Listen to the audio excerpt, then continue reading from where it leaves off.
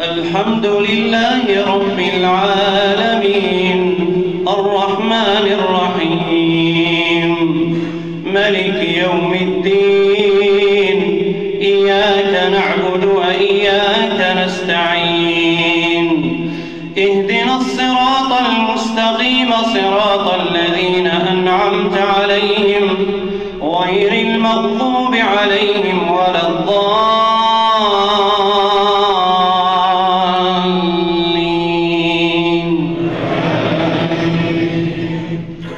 واذكروا الله في أيام معدودات فمن تعجل في يومين فلا إثم عليه ومن تأخر فلا إثم عليه لمن اتقى واتقوا الله واعلموا أنكم إليه تحشرون. ومن الناس من يعجبك قوله في الحياة الدنيا ويشهد الله على ما في قلبه وهو ألد الخصام وإذا تولى سعى في الأرض ليفسد فيها ويهلك الحرث والنسل والله لا يحب الفساد.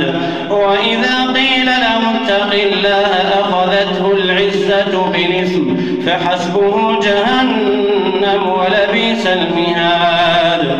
ومن الناس من يشري نفسه ابتغاء مرضات الله والله رؤوف بالعباد.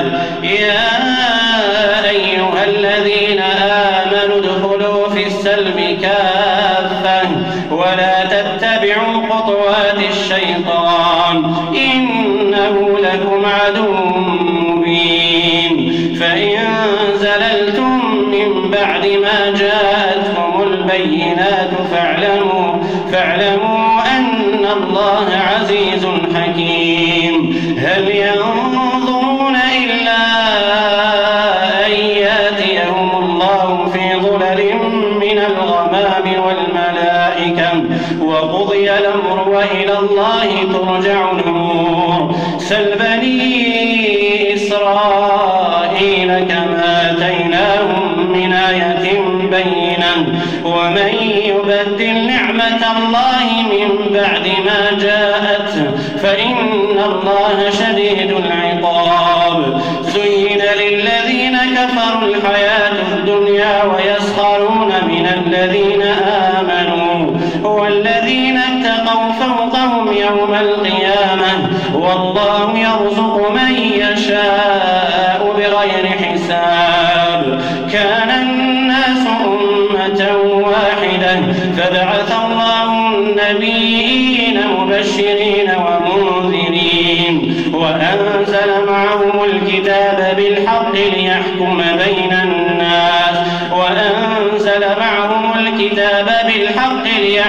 بين الناس فيما اختلفوا فيه وما اختلف فيه إلا الذين أوتوه من بعد ما جاءتهم البينات بغيا بينهم فهدى الله الذين آمنوا لما اختلفوا فيه من الحق بإذنه والله يهدي من يشاء إلى صراط مستقيم.